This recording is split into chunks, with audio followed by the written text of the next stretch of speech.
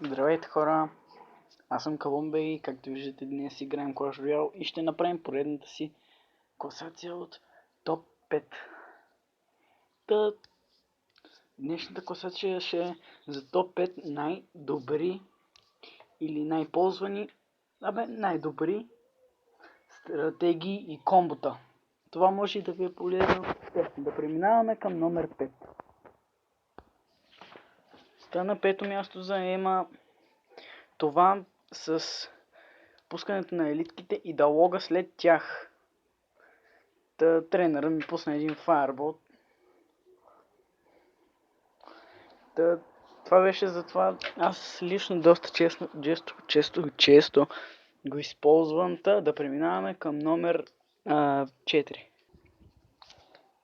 На четвърто място заема примерно да пуснете един танк и нещо зад него, примерно Wizard, както аз направих. Това е доста ефикасно, защото примерно Giant си бие по колата и Wizard да защитава. И ще напият бая димичка. Аз това доста ми помага. Да преминаваме към номер 3.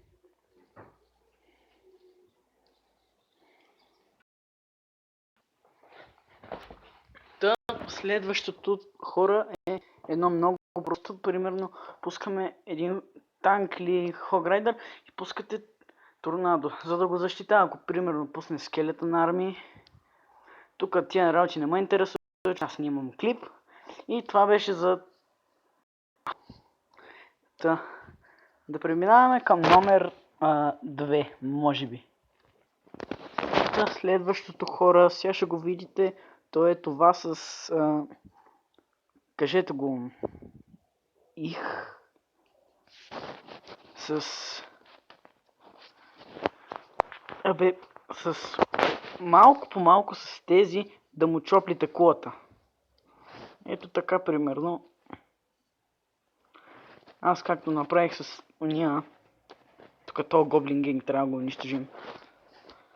Ето така, обаче, както виждате, този шибаняк няма да ме остави. Примерно с Гоблин хата му чопли малко по малко кулата. Ето. Едно изрече просто е достатъчно май.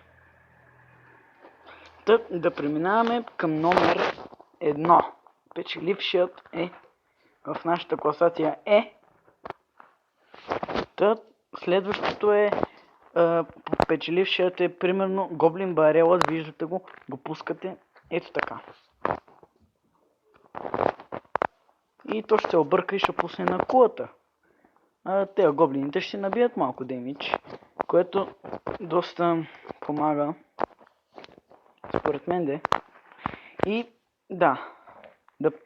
това беше за моята класация. Неделните, всяка неделя.